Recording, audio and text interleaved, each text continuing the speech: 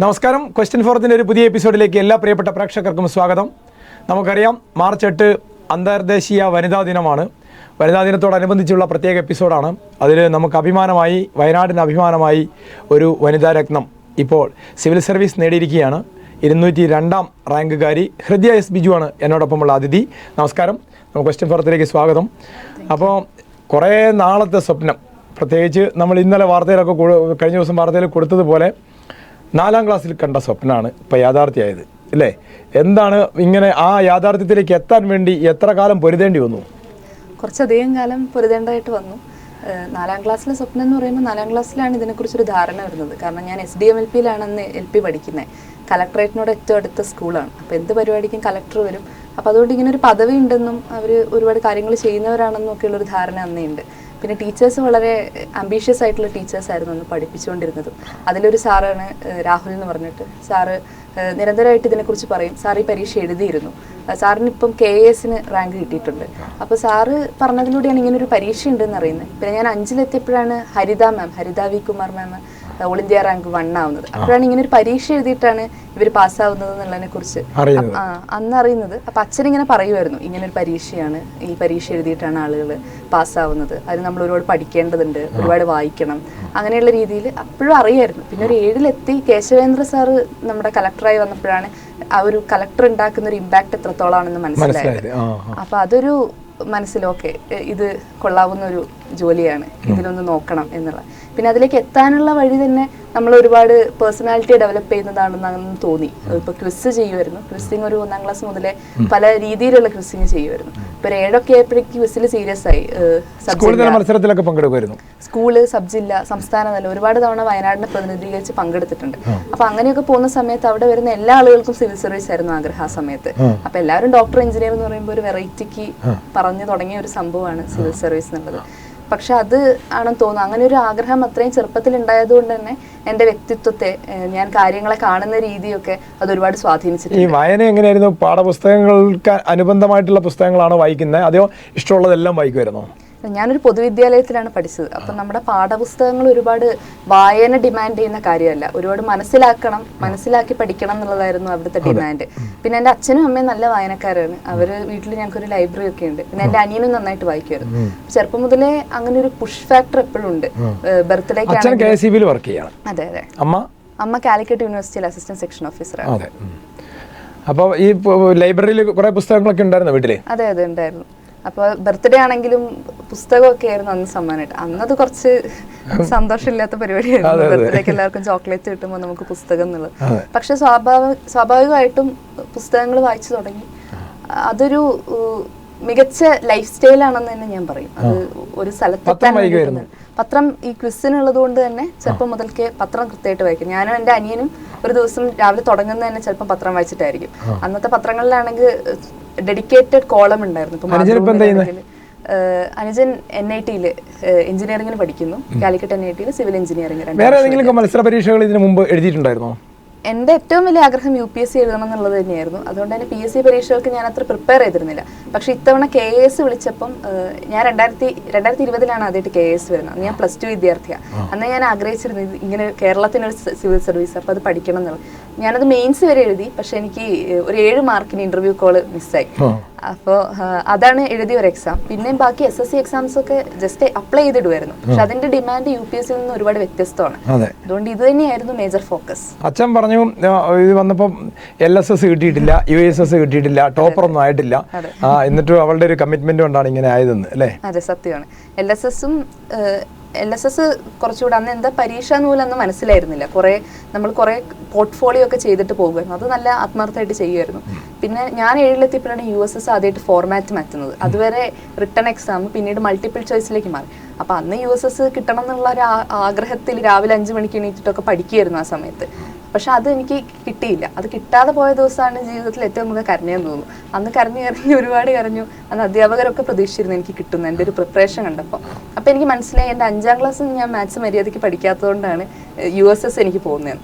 അപ്പോൾ എന്നോട് അച്ഛൻ പറയായിരുന്നു 10ാം ക്ലാസ്സിൽ A+ കിട്ടണമെങ്കിൽ നമ്മൾ 8ാം ക്ലാസ് മുതൽ പഠിക്കണം എന്നുള്ളത്. അപ്പോൾ എപ്പോഴും അതെ, ആ ഫൗണ്ടേഷൻ ആണ് ഏറ്റവും ഭദ്രമാവേണ്ടതെന്ന് എനിക്ക് USS ശ്രദ്ധിച്ചത്. അതെ, അച്ഛനും അമ്മയും സ്കൂളും അങ്ങനെ തന്നെയായിരുന്നു പറഞ്ഞിരുന്നത്. ഫൗണ്ടേഷൻ ഭദ്രമാവണം എന്നുള്ളൊരു ഐഡിയ എനിക്ക് തോന്നുന്നു എൻ്റെ അച്ഛൻ്റെ അടുത്ത് നിന്നാണ് എനിക്ക് കിട്ടിയത്. കാരണം ഞാൻ എല്ലാ പരിപാടികൾക്കും പോകും, ക്വിസ് അങ്ങനെയെല്ലാം പോകുമ്പോൾ എനിക്ക് മിക്കവാറും അറ്റൻഡൻസ് ഉണ്ടാവാറില്ല. അപ്പോൾ എനിക്കിപ്പോൾ മനസ്സിലാവുന്നത് എൻ്റെ അധ്യാപകർ വളരെ ഫോർവേഡ് ലുക്കിംഗ് ആയ അധ്യാപകരായിരുന്നു. അവരൊരു ഈഗോ വെച്ചിട്ട് ഈ കുട്ടി എൻ്റെ ക്ലാസ്സിൽ ഇരിക്കണം നിർബന്ധം പിടിച്ചിരുന്നെങ്കിൽ എൻ്റെ വ്യക്തിത്വത്തെ തന്നെ അത് ഒരുപാട് ബാധിച്ചേനെ. അവരെന്നോട് എല്ലാ പരിപാടിക്കും പോകുമ്പം സന്തോഷത്തോടെ അയക്കും. പിന്നെ ഞാൻ ക്ലാസ് മിസ്സായി കഴിഞ്ഞാൽ എനിക്ക് സ്പെഷ്യൽ ക്ലാസ് ഒക്കെ എടുത്തു തരുമായിരുന്നു ടീച്ചേഴ്സ്. അപ്പോൾ എൻ്റെ അച്ഛനാണ് എനിക്ക് ഫിസിക്സ് ആദ്യമായിട്ട് പഠിപ്പിക്കുന്നത്. അപ്പം ഓരോന്ന് പഠിപ്പിക്കുമ്പോഴും അച്ഛൻ ഇതിൻ്റെ ഏറ്റവും ഹയർ ലെവലിൽ പറയും. ഇപ്പം ആക്സിലറേഷൻ പഠിപ്പിക്കുന്നു, അപ്പം അച്ഛൻ പറയും ദിസ് ഈസ് റോക്കറ്റ് സയൻസ് എന്ന് പറഞ്ഞിട്ട് പഠിപ്പിച്ചു തുടങ്ങിയത്. അപ്പോൾ ആ ഒരു എന്തൂസിയാസത്തിലാണ് എപ്പോഴും കാര്യങ്ങൾ പഠിച്ചിരുന്നത്. എൻ്റെ ഡിഗ്രി സബ്ജക്റ്റും ഫിസിക്സ് ആയിരുന്നു. അപ്പം ദേവഗിരി കോളേജിലായിരുന്നു, കോഴിക്കോട് ദേവഗിരിയിൽ 2020-23 ബാച്ചായിരുന്നു. ഡിഗ്രി കഴിഞ്ഞപ്പോൾ തന്നെ സിവിൽ സർവീസിന് അറ്റംപ്റ്റ് ചെയ്തു. സിവിൽ സർവീസ് അറ്റംപ്റ്റ് ചെയ്തില്ല, കാരണം 21 വയസ്സാണ് സിവിൽ സർവീസിനുള്ള മിനിമം ഏജ്. ഡിഗ്രി കഴിഞ്ഞപ്പോൾ എനിക്ക് 20 വയസ്സാകുന്നതേ ഉണ്ടായിരുന്നുള്ളൂ. അപ്പോൾ അതുകൊണ്ട് ഞാൻ കറക്റ്റ് ഏജിൽ 21 തികഞ്ഞ് 2-3 ദിവസം കഴിഞ്ഞപ്പോഴാണ് ഞാൻ ആദ്യത്തെ പ്രിലിംസ് എഴുതുന്നത്. പിന്നെ മെയിൻസ് അങ്ങനെയായിരുന്നു. ആദ്യത്തെ പ്രിലിംസ് കിട്ടി, മെയിൻസിൽ പരാജയപ്പെട്ടു. രണ്ടാമത്തേന് നമ്മൾ മെയിൻസിനും രണ്ടും കൂടെ ഒന്നിച്ച് ഫോക്കസ് ചെയ്തു. മെയിൻസിന് കൂടുതൽ ഫോക്കസ് കൊടുത്തു. കാരണം ഒരു സ്റ്റാറ്റിസ്റ്റിക്സ് പറയുകയാണെങ്കിൽ 2024 മെയിൻസ് ജനറൽ കട്ട് ഓഫ് എനിക്ക് മിസ്സാവുന്ന 80 മാർക്കിനാണ്. 80 മാർക്ക് എന്ന് വെച്ച് കഴിഞ്ഞാൽ ഏകദേശം ഒരു പേപ്പറിൽ നമ്മൾ വാങ്ങേണ്ട മാർക്കാണ്. അതെൻ്റെ എനിക്ക് ഒരുപാട് സ്ട്രെസ് ഉണ്ടായിരുന്നു, കുറെ ആൻസൈറ്റി ഡിപ്രസീവ് പ്രശ്നങ്ങൾ ഉണ്ടായതുകൊണ്ട് തന്നെ എനിക്ക് എഴുതിയെടുക്കാൻ ബുദ്ധിമുട്ടായിരുന്നു. അപ്പോൾ എനിക്ക് മാർക്ക് വരുന്നതിന് മുമ്പേ തന്നെ അറിയായിരുന്നു. അച്ഛൻ എൻ്റെ കൂടെ തിരുവനന്തപുരത്ത് വന്ന് നിന്നിരുന്നു ആ ഒരു 2 മാസം. അപ്പോൾ എൻ്റെ ഒരു പ്രിപ്പറേഷനും ആ സമയത്ത് പേടിയൊക്കെ അച്ഛൻ കണ്ടതുകൊണ്ട് തന്നെ അച്ഛൻ പറയുമായിരുന്നു നമുക്ക് ഇന്ന് മുതലേ പ്രാക്ടീസ് ചെയ്ത് തുടങ്ങാമെന്ന് പറയുമായിരുന്നു. അപ്പം മെയിൻസ് കഴിഞ്ഞ ഉടനെ തന്നെ നിരന്തരമായിട്ട് പ്രാക്ടീസ് ചെയ്യുമായിരുന്നു. അതിൽ പ്രധാനമായിട്ടും ഞാൻ പറഞ്ഞ പോലെ എൻ്റെ മെൻറ്ററുണ്ട്, ഫോർച്യൂണിലുണ്ടായിരുന്ന നിതിൻ എന്ന് പറഞ്ഞ സാറ് ഓരോ ദിവസവും ആൻസർ എഴുതി. അപ്പോൾ ഓരോ ദിവസവും ആൻസർ റൈറ്റിംഗ് ഇമ്പ്രൂവ് ആവുമായിരുന്നു. അപ്പോൾ മെയിൻസിന് തന്നെ ഫോക്കസ് കൊടുത്തു. ആ 80 മാർക്ക് ആദ്യം ചാടിക്കിടക്കണം, എന്നിട്ടും കുറെ മുന്നോട്ട് എത്തിയാലേ നമുക്കൊരു നല്ല റാങ്കിൽ വരാൻ പറ്റുള്ളൂ. ഹൃദയ ഇരുന്ന ഇതേ സീറ്റിൽ കഴിഞ്ഞ ആഴ്ച ഇരുന്നത് നമ്മുടെ കലക്ടറായിരുന്നു. അപ്പോൾ കലക്ടർ പറഞ്ഞതും ഇതേപോലെ ഒരു കാര്യമാണ്. അതായത് അവർ കലക്ടറേറ്റിന് തൊട്ടടുത്തായിരുന്നു വീടുണ്ടായിരുന്നത്. അപ്പോൾ സ്കൂളിലെ പരിപാടിക്കൊക്കെ കലക്ടർ വരുമ്പോൾ ഇങ്ങനെ കലക്ടർ വലിയ ആളുകളുടെ പരിവാഹനങ്ങളോട് കൂടി പോകുന്ന കാണുമ്പോൾ ആഗ്രഹം ഉണ്ടായിരുന്നു എന്ന് പറഞ്ഞത്. അത് തന്നെയാണ് ഇപ്പോൾ ഹൃദയം പറഞ്ഞത്. രണ്ടാമത് ഈ ദിവ്യ IAS കിട്ടിക്കഴിഞ്ഞപ്പം പറഞ്ഞൊരു കാര്യം, അവരുടെ പഠന രീതിയാണ് അവർക്കത് എത്തിച്ചതെന്ന് പറഞ്ഞു. അതായത് സ്കൂളിൽ പഠിപ്പിക്കുന്ന വീട്ടിൽ വന്നു ബോർഡിൽ എഴുതി, ബ്ലാക്ക് ബോർഡിൽ എഴുതി, മുമ്പിൽ ഒരു ക്ലാസ് റൂം സാങ്കല്പികമായി സങ്കല്പിച്ച് ഇങ്ങനെ പറഞ്ഞ് എഴുതി ചോദ്യം ചോദിക്കുമായിരുന്നു. അങ്ങനെ ഏതെങ്കിലുമൊക്കെ വീട്ടിൽ എന്തെങ്കിലും എക്സസൈസ് ഉണ്ടായിരുന്നോ? എൻ്റെ പഠന രീതി കംപ്ലീറ്റ്ലി ഇവോൾവ് ചെയ്ത് വന്ന ഒന്നായിരുന്നു. ഇപ്പം ഞാൻ 4ാം ക്ലാസ് പഠിച്ച പോലെയല്ല 7 പഠിച്ചത്, അതിൽ വലിയ 10ൽ പഠിച്ചത്. അപ്പം അതിൻ്റേതായിട്ടുള്ള പ്രോഗ്രസ് എൻ്റെ പഠനത്തിൽ എപ്പോഴും ഉണ്ടായിരുന്നു. അപ്പോൾ കൺസിസ്റ്റൻ്റ്ലി ഇതിങ്ങനെ മാറിക്കൊണ്ടിരിക്കും. ഇപ്പോൾ 8ാം ക്ലാസ്സിൽ ഞാൻ പഠിക്കുന്ന സമയത്ത് ടെക്സ്റ്റ് ബുക്കുകൾ ഒരുപാട് വായിക്കുക എന്നതായിരുന്നു എൻ്റെ ഒരു ഫോക്കസ്. 9ലെത്തിയപ്പോഴേക്കും എനിക്ക് മനസ്സിലായി എനിക്ക് വായന സ്പീഡായി. അപ്പം ഞാൻ ഇനി കുറച്ച് എഴുതി പഠിക്കണം എന്നുള്ളത്. 10ലെത്തിയപ്പോഴേക്ക് ആ രീതി പാടെ മാറി. SSLC ആയി. +1 +2 ആയപ്പോഴേക്കും ഞാൻ എൻട്രൻസ് കൂടി ഒന്ന് ഫോക്കസ് ചെയ്ത് പഠിച്ചപ്പം മൾട്ടിപ്പിൾ ചോയ്സ് കൂടെ ചെയ്യുന്ന രീതിയിൽ. അപ്പം നന്നായിട്ട് കൺസെപ്റ്റ് മനസ്സിലാവണം, നമുക്ക് പ്രോബ്ലം സോൾവിങ്ങും വേണം. അത് കഴിഞ്ഞ് ഞാൻ BSc എത്തിക്കഴിഞ്ഞപ്പം ഡിഗ്രിയിലേക്കുള്ള പഠനവും വേറെ രീതിയിലായിരുന്നു, സിവിൽ സർവീസിലെ പഠനം. അപ്പോൾ ഓരോ പരീക്ഷയ്ക്കനുസരിച്ച് ആ ഡിമാൻഡ് മനസ്സിലാക്കുക, അത് പഠിക്കുക എന്നുള്ളത്. അപ്പം ഇപ്പോഴത്തെ എൻ്റെ ഒരു പഠന രീതി ഞാൻ മനസ്സിലാക്കുന്നത്, എനിക്ക് തോന്നുന്നു അതിൻ്റെ ബേസ് കിടക്കുന്നത് 4ലോ 5ലോ ഞാൻ പഠിച്ചൊരു രീതിയിൽ നിന്നാണ്. അപ്പം അന്ന് ഞാനത് തുടങ്ങിയില്ലായിരുന്നെങ്കിൽ ഇന്നിവിടെ എത്തില്ലായിരുന്നു. അത് ഓരോരുത്തരുടെ രീതിയാണ്. ഇപ്പം എനിക്കറിയാവുന്ന പലരും ഡിഗ്രി വരെ കാര്യമായി അങ്ങനെ പഠിക്കാൻ അത്ര എഫേർട്ട് ഇടാതെ പിന്നീട് സിവിൽ സർവീസ് ഒക്കെ ഈസിയായി ക്ലിയർ ചെയ്ത് പോകുന്നത്. ഓരോരുത്തർക്കും ഓരോ ജീവിത വഴിയാണെന്ന് തന്നെ എനിക്ക് തോന്നുന്നത്.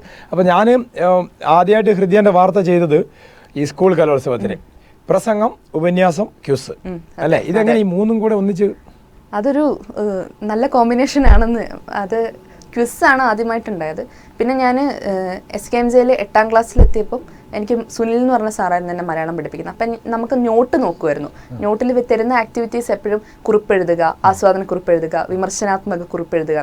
അപ്പം ഞാൻ എഴുതുമ്പോൾ എപ്പോഴും എൻ്റെ ഒരു വായന അതിനകത്ത് റിഫ്ലക്റ്റ് ചെയ്യുമായിരുന്നു. നമ്മളെപ്പോഴും ലേബറിൻ്റെ നോക്കി എഴുതുന്നത് പോലെയല്ല, നമ്മൾ സ്വന്തമായിട്ട് എഴുതുന്നതുകൊണ്ട് അത് റിഫ്ലക്റ്റ് ചെയ്യുന്നതുകൊണ്ട് സാർ എന്നോട് പറയുമായിരുന്നു, ഹൃദയ്ക്ക് എഴുതാനൊരു കഴിവുണ്ട്, നമുക്കതൊന്ന് വികസിപ്പിക്കണം എന്ന് പറയും. പക്ഷെ അന്നത് വെറുതെ വിട്ടു. പിന്നെ SKMJയുടെ മാനേജ്മെന്റ് നടത്തുന്ന ഒരു MK ജനചന്ദ്ര ഉപന്യാസ മത്സരമുണ്ട്. അത് ജില്ലാതലത്തിൽ ജനാധിപത്യം എന്ന് പറയുന്ന വിഷയത്തെ അടിസ്ഥാനമാക്കിയിട്ട് കുട്ടികൾക്ക് നടത്തുന്നത്. അപ്പം അതിന് 3 വർഷം ഞാൻ വിജയിയായിരുന്നു. 8, 9, 10 കണ്ടിന്യൂസ്ലി 1ാം സ്ഥാനമായിരുന്നു. അപ്പോൾ 8ാം ക്ലാസ്സിലാണ് ഞാനിത് ആദ്യമായിട്ട് എഴുതുന്നത്. അപ്പോൾ അതിനുവേണ്ടി ഞാൻ ഇട്ട ഇൻവെസ്റ്റ്മെന്റും അതിൽ നിന്ന് കിട്ടിയ റിട്ടേണുമാണ് എന്നെ essay അതെ. ഞാൻ നോക്കുകയാണെങ്കിൽ ഞാൻ ക്വിസിനിട്ട എഫേർട്ടിൽ നിന്നും താരതമ്യേന വളരെ കുറവാണ് ഉപന്യാസത്തിലേക്ക് ഇട്ടത്. കാരണം അത് ഇങ്ങനെ കോറിലേറ്റ് ചെയ്ത് പോകുന്ന ഒന്നായിരുന്നു. പിന്നെ പ്രസംഗത്തിലേക്ക് എന്ന് വെച്ചാൽ ഈ സ്റ്റേജ് ഫിയർ മാറ്റണം. ഏത് നമ്മളൊരു ലീഡർഷിപ്പ് പൊസിഷനിലേക്ക് എത്താൻ ആഗ്രഹിക്കുന്ന ഏതൊരാൾക്കും സഭാകമ്പം ഉണ്ടാവാൻ പാടില്ല. നമ്മൾ ആളുകളോട് ഇന്ററാക്ട് ചെയ്യേണ്ടവരാണ്. ആ ഒരു ഇതിനകത്തുനിന്ന് സർവ്വധൈര്യം എടുത്തിട്ട് തുടങ്ങിയതാണ് പ്രസംഗ മത്സരം. പ്രസംഗം ഇപ്പോഴും എനിക്ക് അത്ര താല്പര്യമുള്ള ഒരു കാര്യമല്ല, പക്ഷെ ആ പേടിയെ ഒന്ന് ചലഞ്ച് ചെയ്യാൻ വേണ്ടിയിട്ട് തുടങ്ങിയതായിരുന്നു പ്രസംഗം. അതിലും ചെറുതായിട്ടൊന്ന് ക്ലിക്കായി. സിവിൽ സർവീസ് കിട്ടിയാലും 202 ആയതിൽ സംതൃപ്തിയാണോ അതോ നിരാശയാണോ? ഞാൻ റാങ്ക് ലിസ്റ്റിൽ വരണമെന്ന് ഒരുപാട് ആഗ്രഹിച്ചിരുന്നു. കാരണം കഴിഞ്ഞ 3 വർഷമായിട്ട് ആളുകൾ എന്നോട് എന്ത് ചോദിക്കുന്നു എന്ന് ചോദിക്കുമ്പം എനിക്ക് എല്ലാ ആളുകളുടെ അടുത്തും പറയാനൊരു ഉത്തരം ഉണ്ടായിരുന്നില്ല. നമുക്ക് സിവിൽ സർവീസ് എന്ന് പറഞ്ഞാൽ മനസ്സിലാകുന്ന ആളുകളോടെ ഞാൻ പറഞ്ഞിരുന്നുള്ളൂ. പറഞ്ഞാൽ മനസ്സിലാവുന്നതെന്ന് വെച്ചാൽ ഇത് കിട്ടാൻ കുറച്ച് ബുദ്ധിമുട്ടുള്ള പരീക്ഷയാണ്, നമ്മൾ പഠിക്കാത്തത്. ലക്ഷക്കണക്കിന് ആൾക്കാർ പരീക്ഷ എഴുതും, അതിൽ 1000 പേർക്ക് മാത്രം ഒരു വർഷം കിട്ടും. അതാണ് സിവിൽ സർവീസിന്റെ പ്രത്യേകത. അപ്പൊ അത് പറഞ്ഞ പോലെ പലർക്കും അറിയില്ല, അങ്ങനെ പ്രശ്നമുണ്ട്. അപ്പൊ അത് മനസ്സിലാവുന്ന ആളുകളോട് മാത്രമേ പറഞ്ഞു. ബാക്കിയുള്ളവരോട് PG എടുക്കുന്നുണ്ടായിരുന്നു ഞാൻ ഡിസ്റ്റന്റ് ആയിട്ട് സോഷ്യോളജി. അപ്പൊ അതിനെക്കുറിച്ചാണ് പറഞ്ഞിരുന്നത്, അത് ഞാൻ പഠിക്കുന്നു എന്നുള്ളത്. അപ്പോൾ ഇത്തവണയും കിട്ടിയില്ലെങ്കിൽ നിരാശയായി പോയരെ. പക്ഷേ കിട്ടിയതുകൊണ്ട് സന്തോഷം. പക്ഷേ 202 റാങ്ക് വെച്ചിട്ട് എൻ്റെ പ്രിഫറൻസ് ആയ അഡ്മിനിസ്ട്രേറ്റീവ് സർവീസിലേക്ക് ഞാൻ എത്താൻ സാധ്യത കുറവാണ്. അപ്പം അതുകൊണ്ട് ഇനി വീണ്ടും ശ്രമിക്കേണ്ടി വരും. പക്ഷേ കുറേ കാലത്തെ ഒരു അധ്വാനമാണ്. അതിന് നമ്മളെപ്പോഴും പറയും, നമ്മളെ ക്യാരക്ടർ ഫോം ചെയ്തിട്ടുണ്ട്, ഞാൻ അതിൽ ഒരുപാട് സന്തോഷമുണ്ട്. പക്ഷേ ടാഞ്ചിബിളായ തൊടാൻ പറ്റുന്ന ഒരു അച്ചീവ്മെന്റ് എന്നുള്ള കാര്യത്തിൽ എനിക്കൊരു സന്തോഷം, സംതൃപ്തി. അതുകൊണ്ട് ഇപ്പം രണ്ടാമത് വീണ്ടും ട്രൈ ചെയ്യണമെന്നാണോ തീരുമാനം? ട്രൈ ചെയ്യണോ വേണ്ടയോ എന്നുള്ളത് നോക്കിക്കൊണ്ടിരിക്കണം. ഈ മാർക്ക് ലിസ്റ്റ്, നമ്മുടെ മാർക്ക് കിട്ടും. അപ്പോൾ മാർക്ക് നോക്കി അടുത്ത വർഷം ഇമ്പ്രൂവ് ചെയ്യാൻ പറ്റുന്ന ഒരു സ്റ്റേജിലാണ് നിൽക്കുന്നതെങ്കിൽ തീർച്ചയായും ഞാൻ ദിവ്യസേയുടെ കാര്യം നേരത്തെ പറഞ്ഞു, ഞാൻ അവരെ ഇന്റർവ്യൂ ചെയ്തുകൊണ്ടാണ് വീണ്ടും പറയുന്നത് അവരുടെ കാര്യം. അവർക്ക് ആദ്യം IRS ആയിരുന്നു കിട്ടിയത്, വീണ്ടും അവർ ട്രൈ ചെയ്തിട്ടാണ് IAS കിട്ടിയത്. അപ്പം ഒരുപക്ഷെ ട്രൈ ചെയ്താൽ വീണ്ടും ചിലപ്പോൾ IAS കിട്ടാൻ സാധ്യതയുണ്ട്. അപ്പോൾ ട്രൈ ചെയ്യണമെന്നാണ് എൻ്റെ പേഴ്സണൽ റിക്വസ്റ്റ് ഉള്ളത്. ഹൃദയൻ്റെ ഇഷ്ടം പോലെ ചെയ്യാം. ആളുകളുടെ അറിവിലേക്ക് വീണ്ടും പറയാണ്, ഇത് സാധാരണ നമുക്കൊരു അഡ്മിനിസ്ട്രേറ്റീവ് വരുമ്പോൾ IAS, IPS, IFS അതങ്ങനെ നീണ്ടുപോയിക്കൊണ്ടേയിരിക്കും. അപ്പോൾ ഓരോരുത്തർക്ക് താല്പര്യമുള്ളതുപോലെയാണ്. ഇൻ്റർവ്യൂ കാണുന്ന ഹൃദയെ പോലെ ആകണമെന്ന്, റാങ്ക് കിട്ടണമെന്ന് ആഗ്രഹിക്കുന്നവർ ഇപ്പോൾ തന്നെ ആദ്യം IAS എയിം ചെയ്യണം. എന്നാൽ നിങ്ങൾക്ക് IPS, IFS ഒക്കെ കിട്ടും, അല്ലെങ്കിൽ ഇങ്ങനെ കിട്ടും. അപ്പോൾ അതാണ് പറയുന്നത്. അപ്പം നമ്മളൊരു വനിതാ ദിനത്തോടനുബന്ധിച്ചും കൂടെയാണല്ലോ സംസാരിക്കുന്നത്. എന്തായിരിക്കും ഈ പെൺകുട്ടികൾ മാത്രം ഇങ്ങനെ സിവിൽ സർവീസിലും അല്ലെങ്കിൽ മറ്റ് മത്സര പരീക്ഷയിലൊക്കെ ടോപ്പർ ആവാൻ കാരണം എന്തായിരിക്കും? ഹൃദയൻ്റെ ഒരു വിലയിരുത്തൽ എന്താ? അത് പല രീതിയിലാണ് ഇത് വർക്ക് ചെയ്യുന്നതെന്ന് എനിക്ക് തോന്നിയിട്ടുള്ളത്. പ്രധാനമായിട്ടും ഈ മത്സര പരീക്ഷകൾ ജയിച്ച് കിട്ടുന്ന ജോലികൾ കുറച്ചുകൂടെ സേഫ് ആണെന്നുള്ളൊരു ആറ്റിറ്റ്യൂഡ് നമ്മുടെ എല്ലാവരിലും ഉണ്ട്. സർക്കാർ ജോലികളിലേക്ക് സ്ത്രീകൾ കൂടുതൽ വരുന്നതിൻ്റെയൊക്കെ ഒരു പ്രധാന കാരണം ഇത് നമ്മൾ UPSC ഇൻ്റർവ്യൂവിൽ തന്നെ നമ്മളോട് ചോദിക്കുന്ന ചോദ്യങ്ങളാണ് ഇതൊക്കെ. എന്തുകൊണ്ടാണ് സ്ത്രീകൾ ഇന്ന മേഖലകളിൽ കേന്ദ്രീകരിക്കപ്പെടുന്നത്? നിങ്ങൾ ഫിസിക്സ് എടുത്തു, എന്തുകൊണ്ട് റിസർച്ചിലേക്ക് പോയില്ല? അങ്ങനത്തെ. അപ്പോൾ ഈ ഒരു സേഫ്റ്റി എന്നുള്ള ഒരു പ്രധാന ഘടകമായിട്ട് എനിക്ക് തോന്നിയിട്ടുണ്ട്. പിന്നെ എല്ലാ കാലത്തും ഏത് ജെൻഡറിലുള്ള ആളുകളാണെങ്കിലും ഇഷ്ടപ്പെട്ട കാര്യങ്ങൾ ചെയ്യാൻ കഴിവുള്ളവരാണ്. അപ്പോൾ ചില ആളുകൾക്ക് പഠനം താല്പര്യമാണ്. പിന്നെ ചെറുപ്പം മുതലേ നമ്മൾ ചിലപ്പം എക്സ്ട്രാ പെൺകുട്ടികളെ ഒന്ന് ഇരുത്തി പഠിപ്പിച്ചിട്ടുണ്ടാവും. ഞാൻ പലപ്പോഴും കേട്ടിട്ടുള്ളൊരു കാര്യമാണ്, ആൺകുട്ടികൾ ഇരുന്ന് പഠിക്കില്ല, പെൺകുട്ടികൾ ഇരുന്ന് പഠിക്കുന്നത് കൊണ്ട് അവർക്ക് മാർക്ക് കിട്ടുന്നതെന്ന്. പക്ഷേ എൻ്റെ വീട്ടിൽ എൻ്റെ അനിയനും ഞാനും ഒരുപോലെ ഇരുന്ന് പഠിച്ചവരാണ്. അപ്പം അങ്ങനത്തെ ജെൻഡർ വേർതിരിവുകളോ അല്ലെങ്കിൽ അങ്ങനെ ഒരു ജെൻഡർ ടാഗ് നമ്മളോട് കൊടുക്കേണ്ടതില്ല എന്ന് എനിക്ക് തോന്നുന്നത്. അതെ, നമ്മുടെ കളക്ടർമാർ കുറച്ച് വർഷങ്ങളായിട്ട് ഇങ്ങനെ വനിതകളാണ്. ഗീത മാഡം, അതിനുശേഷം രേണുരാജ്, അതിനു മുമ്പ് അദീല അബ്ദുള്ള, ഇപ്പോഴാണെങ്കിൽ മേഘശ്രീ, എല്ലാം വനിതകളാണ്. അവരെയൊക്കെ ഫോളോ ചെയ്യാറുണ്ടോ? അവരെയൊക്കെ ശ്രദ്ധിക്കാറുണ്ടോ? ശ്രദ്ധിക്കാറുണ്ട്. എല്ലാ ഓഫീസേഴ്സിനെയും ശ്രദ്ധിക്കാറുണ്ട്. പക്ഷെ ഇപ്പൊ പ്രിപ്പറേഷനിലേക്ക് ഇറങ്ങിയ സമയത്ത് കുറച്ചുകൂടെ പ്രിപ്പറേഷനിൽ തന്നെയായിരുന്നു ഫോക്കസ്. സ്കൂളിൽ പഠിച്ചിരുന്ന കാലത്ത് ഇവരൊക്കെ നോക്കുകയും ഇവരെന്തൊക്കെയാണ് ചെയ്യുന്നത്, ഇവരുടെ ഇന്റർവ്യൂകൾ കാണുകയും ഒക്കെ ചെയ്തിട്ടുണ്ട്. അങ്ങനെ തന്നെയാണ് ഇതിലേക്കുള്ള ഒരു പെർസ്പെക്റ്റീവ്സ് രൂപപ്പെട്ട് വരുന്നത്. കേരളത്തിൽ ആരാ നമുക്ക് ഇഷ്ടപ്പെട്ട ഒരു സിവിൽ സർവീസ് മേലുള്ള ഒരാള്? എനിക്ക് കേശവേന്ദ്രകുമാർ സാറിനെ വളരെ ഇഷ്ടമാണ്. പ്രധാനമായും വയനാട് പോലൊരു ജില്ലയിൽ അതെ, അത്രയും സ്ട്രിക്റ്റ് ആയ ഡിസിഷൻസ് അദ്ദേഹം എടുത്തിട്ടുണ്ട്. അത് പിന്നീട് നമ്മുടെ ഡിസാസ്റ്റർ പ്രൊഫൈലിനെയൊക്കെ എങ്ങനെയാണ് മെച്ചപ്പെടുത്തിയെന്ന് നമുക്കറിയാവുന്ന കാര്യം. പിന്നെ എനിക്ക് എപ്പോഴും ഇൻസ്പിറേഷനായി തോന്നിയിട്ടുള്ള ഒരാൾ അനുപമ മാം ആണ്. അനുപമ TV IAS മാം. ഞാൻ 9ലോ മറ്റോ പഠിക്കുമ്പോഴാണ് മാം ഭക്ഷ്യസുരക്ഷാ കമ്മീഷണറായി ഇരിക്കുന്നതും ഒരുപാട് ആക്ഷൻസ്. അതെ അതെ, മാമിന്റെ കരിയർ ട്രാജക്ടറി നോക്കിയാൽ തന്നെ വളരെ ഇൻസ്പയറിംഗ് ആയിട്ടുള്ള ഒരു ലേഡിയാണ് അവർ. അപ്പൊ അവരെ എനിക്ക് ഒരുപാട്, I look forward to her. പുസ്തകങ്ങളൊക്കെ കുറെ വായിച്ചിട്ട് ഏതാ ഇഷ്ടപ്പെട്ടത്? ഞാൻ ആദ്യമൊക്കെ ഫിക്ഷൻ ബുക്കുകളായിരുന്നു വായിക്കുക. പിന്നെ കുറച്ചായിട്ട് നോൺ ഫിക്ഷനിലേക്ക് മാറി. ഈയിടെയായിട്ട് ആർട്ടിക്കിളുകളിൽ ആണ് കൂടുതലും. അങ്ങനെ പ്രത്യേകിച്ച് ഇഷ്ടപ്പെട്ട പുസ്തകങ്ങളൊന്നുമില്ല. വായിക്കുന്ന എന്തും ഇഷ്ടപ്പെടാൻ ശ്രമിക്കാറുണ്ട്. വനിതകളെ സംബന്ധിച്ചൊക്കെ നമ്മൾ പറയുമ്പോഴത്തേക്കും, പ്രത്യേകിച്ച് വനിതാ ദിനത്തിലൊക്കെ സംസാരിക്കുമ്പോൾ പോരാട്ടങ്ങളെ കുറിച്ചൊക്കെ പറയുന്നുണ്ട്. ഹൃദയനെ സംബന്ധിച്ച് പോരാട്ടം സിവിൽ സർവീസിന് വേണ്ടി തന്നെയുള്ളൊരു പോരാട്ടമായിരുന്നു. ജീവിതത്തിൽ എന്തൊക്കെ സ്ട്രഗിൾ ഉണ്ടായിരുന്നു? ഞാൻ പറഞ്ഞല്ലോ, ഞാൻ ക്വിസിന് ആദ്യം മുതൽക്കേ പോകുന്നത്. അപ്പം ഞാൻ 7ാം ക്ലാസ് പഠിക്കുമ്പോഴാണ് ആദ്യമായിട്ടൊരു സംസ്ഥാന ക്വിസിന് പോകുന്നത്.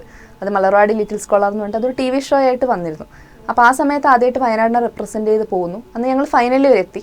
ഫൈനലിൽ പക്ഷേ ഈ മാത്സ് അറിയാത്ത പ്രശ്നം കൊണ്ട് 4ാം സ്ഥാനത്തേക്ക് പോയി. അപ്പോൾ ആ സമയത്ത് 4ാം സ്ഥാനം കിട്ടിയപ്പോൾ എല്ലാവർക്കും ഭയങ്കര വണ്ടറായിരുന്നു, വയനാട്ടിൽ നിന്ന് വന്ന ആളുകൾ എങ്ങനെ ഇത്ര മുന്നിലെത്തി എന്നുള്ളത്. അപ്പം ഞാനും വിചാരിച്ചു ഞാൻ എന്തോ ചരിത്രം സൃഷ്ടിച്ചതാണ് അവിടെ ചെന്നിട്ട്, വയനാട് ഇതുവരെ ഇവിടെ എത്താത്തൊരു ജില്ല, അങ്ങനെയൊക്കെയാണ് ഞാനും വിചാരിച്ചത്. പിന്നെ ഞാൻ തിരിച്ചെത്തിയപ്പോഴും അറിയുന്നത് ഇതിന് മുമ്പ് 2ും 3ും ഒക്കെ വയനാട്ടുകാർക്ക് കിട്ടിയിട്ടുണ്ട്. അപ്പം എന്നെ സംബന്ധിച്ച് ആദ്യത്തെ ഇൻഫീരിയോറിറ്റി കോംപ്ലക്സ് ഞാനൊരു പിന്നാക്ക ജില്ലയിൽ നിന്നാണ് വരുന്നത്. അപ്പോൾ ഈ പല ടേമുകളുണ്ട്, ഈ മൂക്കില്ല രാജ്യത്തെ അങ്ങനത്തെ, അതൊക്കെ ഞാൻ കേട്ടിട്ടുണ്ട്. അപ്പൊ അത് സത്യമാണോ എന്നുള്ളൊരു ടെൻഷൻ എൻ്റെ ഉള്ളിലുണ്ടായിരുന്നു. ഞാൻ പഠിക്കുന്ന മാർക്കൊക്കെ ഇത് റിയൽ ആണോ, എന്നെ കൊണ്ട് പറ്റുമോ സിവിൽ സർവീസ്. അപ്പൊ ആ ഒരു ഇന്റേണൽ ബാരിയർ ഓവർകം ചെയ്യാനായിരുന്നു ഞാൻ ഏറ്റവും കഷ്ടപ്പെട്ടത്. പക്ഷെ അതിന് എന്നെ ഏറ്റവും സഹായിച്ചത് എനിക്ക് തോന്നുന്നു എൻ്റെ കോളേജ് കാലമാണ്. കാരണം ഞാൻ കോഴിക്കോടാണ് പഠിച്ചത്. അപ്പൊ അവിടെ എല്ലാ ജില്ലയിലെയും മിടുക്കരായ ആളുകൾ വരും. അപ്പൊ നമ്മുടെ ഇന്ററാക്ഷൻ എനിക്ക് മനസ്സിലാവും, ഇത് മനുഷ്യരെല്ലാം ഒരുപോലെയാണ്. പഠിക്കാൻ കഴിവുള്ളവർ, താല്പര്യമുള്ളവർ പഠിക്കും, മറ്റു രീതിയിൽ താല്പര്യങ്ങളുള്ളവർ ആ രീതിയിൽ ശോഭിക്കും. അപ്പൊ ഇതൊക്കെ ഓരോ വ്യക്തിയുടെയും ഇതാണ്. ഈ നേരത്തെ പറഞ്ഞ പോലെ TV ഷോകളൊക്കെ കാണാറുണ്ട്. നമുക്ക് വയനാട് വിഷന് ഒരു അറിവരങ്ങ് എന്ന് പറഞ്ഞ പരിപാടിയുണ്ട്. അതായത് ഈ ക്വിസ് പ്രോഗ്രാമാണ്. ആളുകളൊക്കെ അത് ധാരാളം കാണുന്നുണ്ട്. എനിക്ക് തോന്നുന്നത് ഇപ്പോൾ ഹൃദയ പോലെ ആകണം എന്ന് ആഗ്രഹിക്കുന്നവരൊക്കെ നമ്മുടെ അറിവരങ്ങ് എന്ന് പറഞ്ഞ പരിപാടി ഒന്ന് കാണണം എന്നാണ് എനിക്ക് റിക്വസ്റ്റ് ചെയ്യാനുള്ളത്. ഇപ്പം നമ്മളെ കാണുന്ന താഴെയുള്ള കുട്ടികളുണ്ടല്ലോ, അവരോട് എന്താ പറയാനുള്ളത്? എന്താണ് ഇഷ്ടമെന്ന് മനസ്സിലാക്കുക. ചിലപ്പോൾ അത് ചെറുപ്പത്തിലെ മനസ്സിലാവണമെന്നില്ല. ഇപ്പോൾ ക്രിക്കറ്റ് കളിക്കാൻ ആഗ്രഹമുള്ള, ഇപ്പം നമ്മൾ നോക്കിക്കഴിഞ്ഞാൽ കേരളത്തിലെ ഇന്ത്യൻ വുമൻ ടീമിൽ ആകെ 2 മലയാളികളല്ലേ, അത് 2ഉം വയനാട്ടുകാരാണ്. അപ്പം നമ്മൾ നമ്മുടെ പ്രാദേശിക ഐഡൻറ്റിറ്റിയോ നമ്മുടെ സാമൂഹിക ഐഡൻറ്റിറ്റിയോ ഒന്നും നമ്മുടെ കഴിവിനെ ബാധിക്കുന്ന കാര്യമല്ല. അപ്പോൾ കുട്ടികളെക്കാളും കൂടുതൽ എനിക്ക് പറയാനുള്ളത് പാരൻസിനോടും ചുറ്റും നിൽക്കുന്നവരോടുമാണ്. ഇപ്പോൾ എനിക്ക് ഇത്രയും എത്താൻ പറ്റിയതിൻ്റെ ഒരു പ്രധാന കാരണം എൻ്റെ പാരൻസാണ്. അവർ വളരെ റിയലിസ്റ്റിക് ആയിരുന്നു, അതേസമയം സപ്പോർട്ടീവ് ആയിരുന്നു. ഇത്രയൊക്കെ കേൾക്കുമ്പോഴും അവരോട് ഒരുപാട് പേര് പറഞ്ഞിട്ടുണ്ട്, ഇങ്ങനെ എല്ലാ പരിപാടിക്കൊന്നും വിടണ്ട. ഞാനൊക്കെ ക്ലാസ് കയറുന്നതിന് അപൂർവമായിരുന്നു, ഇങ്ങനെ പോയാൽ ഒന്നും ആവില്ല, പഠിച്ചില്ലെങ്കിൽ കാര്യമില്ല, അങ്ങനെയൊക്കെ പറഞ്ഞിട്ട് അവർ വളരെ കോൺഫിഡൻ്റ് ആയിരുന്നു. ഈ ഒരു കൈൻഡ് ഓഫ് അപ്ബ്രിങ്ങിങ് ആണ് കുട്ടിക്ക് കൊടുക്കേണ്ടതെന്നുള്ളത്. അത് അവർക്ക് അവരിലുള്ളൊരു വിശ്വാസമാണ്. നമ്മൾ ഒരു എക്കോസിസ്റ്റം പ്രൊവൈഡ് ചെയ്യുക എന്നുള്ളതാണ് പാരൻസിൻ്റെ പ്രധാനമായ ജോലി എന്ന് മനസ്സിലാക്കുന്നത്. പിന്നെ ഇപ്പം എനിക്ക് കിട്ടുമോ കിട്ടില്ല എന്നറിയില്ലല്ലോ, റിസൾട്ട് വരുന്നുള്ളത് തിങ്കളാഴ്ച മുതൽക്കേ ഉണ്ട്. അപ്പോൾ ചൊവ്വാഴ്ച തൊട്ട് എൻ്റെ അമ്മമ്മ എൻ്റെ വീട്ടിൽ വന്നിരിക്കുന്നുണ്ട്. അതെന്ന് വെച്ചാൽ എനിക്ക് കിട്ടിയില്ലെങ്കിൽ ഞാൻ എങ്ങനെ ഇതിനെ മാനേജ് ചെയ്യുന്നു ഉള്ളൊരു, അതെ, അങ്ങനെ ഒരു സപ്പോർട്ടാണ്. അപ്പോൾ ഇത് നിങ്ങൾ കിട്ടിയാലേ ഉള്ളൂ, അങ്ങനെ ഒരു ഇമോഷണൽ ബ്ലാക്ക് മെയിലിംഗിലേക്കൊന്നും പാരൻസ് ഒരിക്കലും പോകാൻ പാടില്ല. ഒന്നാമത് വളരെ ഫ്രജൈലായ ഒരു ലോകമാണ്. നമ്മളിപ്പോൾ നോക്കിക്കഴിഞ്ഞാൽ ആത്മഹത്യകളുടെ നിലക്കാവട്ടെ, ലഹരി ഉപയോഗങ്ങളാവട്ടെ, ഇതെല്ലാത്തിൻ്റെ ഒരു പ്രധാന കാരണം ഈ പാരൻസ് ഒരു ട്രസ്റ്റ് സിസ്റ്റമായി മാറാത്തതാണ്. അത് ആവാൻ പറ്റും എന്നുള്ളതാണ്. ആദ്യം സ്വയം വിശ്വസിക്കുക, മക്കളിൽ വിശ്വസിക്കുക, ആ വീടൊരു സുരക്ഷിതമായ സ്ഥലമാണെന്ന് ഉറപ്പുവരുത്തുക.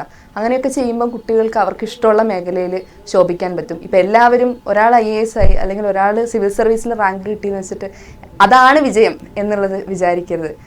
എന്നെ സംബന്ധിച്ച് ഇതാണ് വിജയം. കാരണം ഞാൻ ചെറുപ്പം മുതൽക്കേ ഇതിൽ ആഗ്രഹിച്ചു. ഇപ്പം ഞാൻ ഒരു ക്രിക്കറ്റർ ആവാനാണ് ആഗ്രഹിച്ചത്, ഞാൻ ഇതിലാണ് എത്തിപ്പെടുന്നതെങ്കിൽ എന്നെ സംബന്ധിച്ച് ഇത് ഇപ്പോഴും ഒരു വിജയമല്ല. അപ്പോൾ നമ്മുടെ കണ്ണിലാണ് വിജയവും പരാജയവും ഒക്കെ ഇരിക്കുന്നത്. അപ്പോൾ ഏറ്റവും സംതൃപ്തരായ മക്കളെ വളർത്താൻ ശ്രമിക്കുക, സന്തോഷത്തോടെ ഇരിക്കുക, കഴിവുകൾ വികസിപ്പിക്കുക. നിങ്ങൾക്ക് എന്ത് സ്കില്ലാണോ ഉള്ളത് അതൊരു പ്രൊഫഷണൽ ലെവലിലേക്ക് വികസിപ്പിച്ച് കൊണ്ടുവരിക. അപ്പം മാത്രമാണ് തോന്നുന്നു നമുക്ക് ആ ഒരു സാറ്റിസ്ഫാക്ഷൻ കിട്ടാൻ പോകുന്നത്. അപ്പം ഞാനിങ്ങനെ ഹൃദയൻ്റെ അവസാന ഭാഗം പറഞ്ഞുകൊണ്ടിരിക്കുന്നത് ഞാൻ ശ്രദ്ധിക്കായിരുന്നു. ഒരു കലക്ടർ മാഡം പറയുന്ന പോലെ പറയുന്നത്. അപ്പോൾ ഒരു ഭാവിയിൽ ഇതൊരു കലക്ടറൊക്കെ ആയിട്ട് വന്നിട്ട് നമുക്ക് വീണ്ടും ഇൻ്റർവ്യൂ ഒക്കെ തരണം.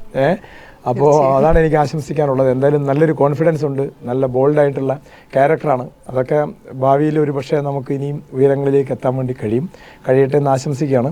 എന്തായാലും ഇത് കാണുന്ന പ്രേക്ഷകരോടും പറയാനുള്ളത്, ഹൃദയൻ്റെ ഡയലോഗൊക്കെ നിങ്ങൾ ശ്രദ്ധിച്ച് കാണുമായിരിക്കും, അവരുടെ ആ ബോഡി ലാംഗ്വേജും ശ്രദ്ധിച്ച് കാണുമായിരിക്കും എന്ന് പ്രതീക്ഷിക്കുകയാണ്. അപ്പോൾ അതേപോലെ നമ്മളുടെ മക്കളെ വളർത്തണം. നമ്മൾ കാണുന്നവരും തന്നെ അത് മോൾഡ് ചെയ്ത് വരണം. നമ്മൾ വാർത്തെടുക്കാൻ പോയപ്പം ഹൃദയൻ്റെ വീട്ടിൽ നിന്ന് പറഞ്ഞത് അച്ഛനും അമ്മയും അധ്യാപകരുമാണ് ഇങ്ങനെ മോൾഡ് ചെയ്ത് കൊണ്ടുവന്നത്. പിന്നെ അതിന് നമ്മൾ ആരൊക്കെ ഒരുക്കാൻ ശ്രമിച്ചാലും ഒരുങ്ങാൻ വേണ്ടി നമ്മളും തയ്യാറാവണമല്ലോ. ആ ഒരു തയ്യാറാവൽ ഹൃദയൻ്റെ ഭാഗത്ത് നിന്ന് ഉണ്ടായിരുന്നു ചെറുപ്പം മുതൽ, ആഗ്രഹവും അല്ലേ. അപ്പോൾ അങ്ങനെ ഇനി ഉയരങ്ങളിലെത്താൻ കഴിയട്ടെ എന്ന് ആശംസിക്കുകയാണ്. മറ്റൊരു അതിഥിയുമായി മറ്റൊരു വിഷയമായി നമുക്ക് വീണ്ടും കാണാം. നന്ദി, നമസ്കാരം.